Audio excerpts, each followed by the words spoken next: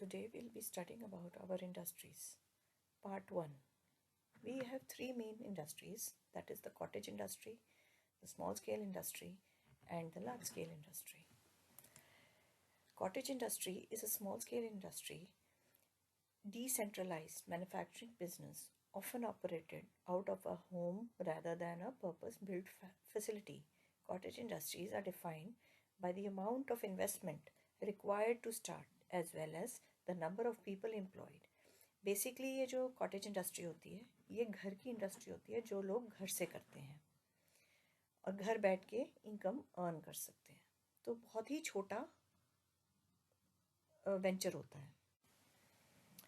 देर अब cottage industry का क्या इम्पोर्टेंस है? देर इज़ अ सॉर्ट, अगर हमारे पास पैसे कम हैं और हम ये काम शुरू करना चाहते हैं तो हम बहुत आसानी से कर सकते हैं।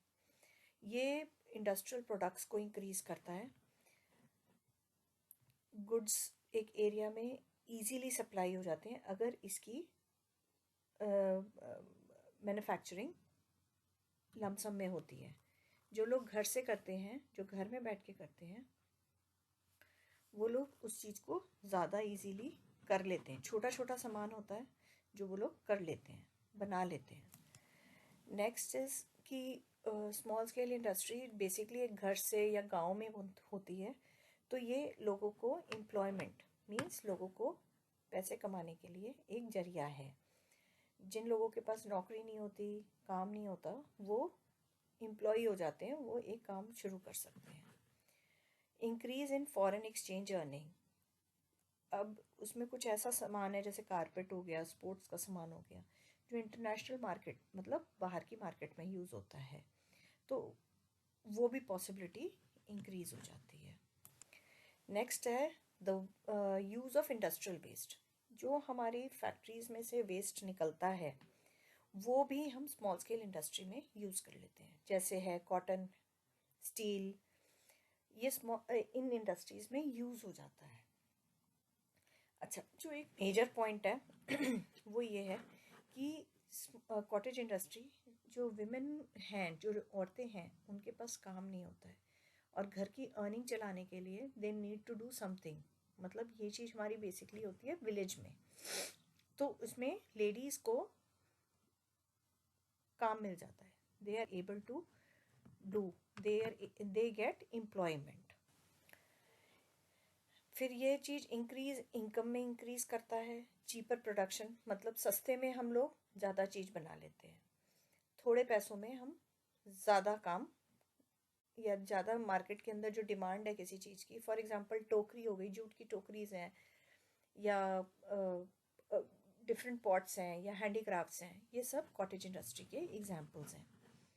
प्रॉपर डिस्ट्रीब्यूशन ऑफ वेल्थ, अब जब इस तरह होता है तो गरीब और अमीर का कोई इसमें डिफरेंस नहीं होता। वो आदमी अर्न कर रहा है, बेशक वो छोटे काम के लिए कर रहा हो या बड़े काम के लिए कर रहा है, means he is not poor that time.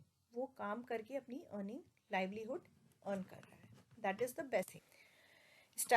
Establishment with small capital, मतलब थोड़े पैसों में बड़ा काम। फिर डेवलपमेंट ऑफ बैकवर्ड एरियाज़, अब स्मॉल स्केल इंडस्ट्री, ये कॉटेज इंडस्ट्री के अंदर सबसे बड़ा प्लस पॉइंट ये है कि ये गांव में लोग कर लेते हैं।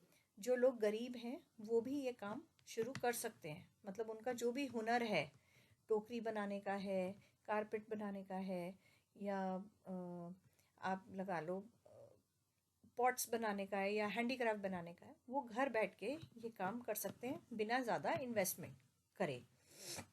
रिडक्शन ऑफ पॉपुलेशन प्रेशर, अब the development of small scale industry reduces the pressure of population on land and increase the income of the people. अब जो हमारी पॉपुलेशन है, हमारी कंट्री की पॉपुलेशन बहुत ज़्यादा है, तो उसको वो रिड्यूस हो जाती है, उसके ऊपर जो उसका जो प्रेशर एक फैमिली को उठाना पड़ता है वो कम हो जाता है जब उसके पास काम हो जाता है। रिडक्शन इन माइग्रेशन, मेजर चीज़ ये होती है कि जब लोगों के पास काम होता है वो गांव से शहर की तरफ नहीं आते फिर, क्योंकि उनके पास ऑलरेडी काम होता है। ज़्यादातर लोग माइग्रेट सिर्फ इसीलिए करते हैं क्योंकि उनके पास काम नहीं होता गांव में तो वो शहर में आके लेबर का काम या और दूसरे काम करने लग जाते हैं। तो अवॉइड दैट, कॉटेज इंडस्ट्री में सबसे बड़ा प्लस पॉइंट यही है कि लोगों को काम मिल जाता है, तो उनको अपना असली घर छोड़ के नहीं आना पड़ता। मीन्स गांव में जो उनका अपना घर बना हुआ है, खेती बाड़ी है, वो सब छोड़ के शहर की तरफ नहीं आनी पड़ती। लास्टली मैं ये बोलूँगी कि cottage industry is the life line for poor villagers in India. Means गरीब लोगों के लिए कॉटेज इंडस्ट्री एक बहुत बड़ा लाइफ लाइन है, मतलब इनकम करने का जरिया है। Cottage industry preserves and enormous potential for employment generation of women's. It gives economic independence to the women of India. It is a traditional business of rural India that supports the rural economy. Goods like dresses, fabrics such as khadi, leather, silk, cotton, wool, muslin, etc., and others like ornaments, statues, idols, stones, gems, etc., besides edible items like spices, oil, honey, etc., have a huge demand in India and is in foreign market as well. अब cottage industry हम होती छोटी सी है, लेकिन इसके फ़ायदे बहुत हैं। एक, फर्स्टली लेडीज़ जो विमेन हैं उनको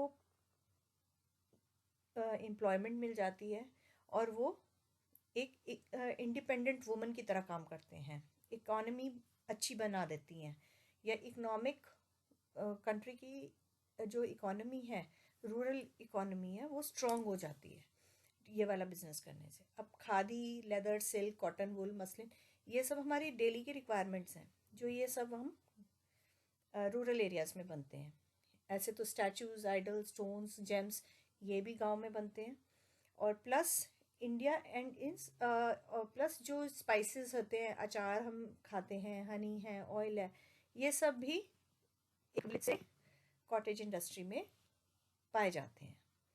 आई होप आप लोग को समझ में आया होगा और बहुत इंटरेस्टिंग था ये, आपने एंजॉय किया होगा। Now will go to the second part. Do watch the second part. Thank you.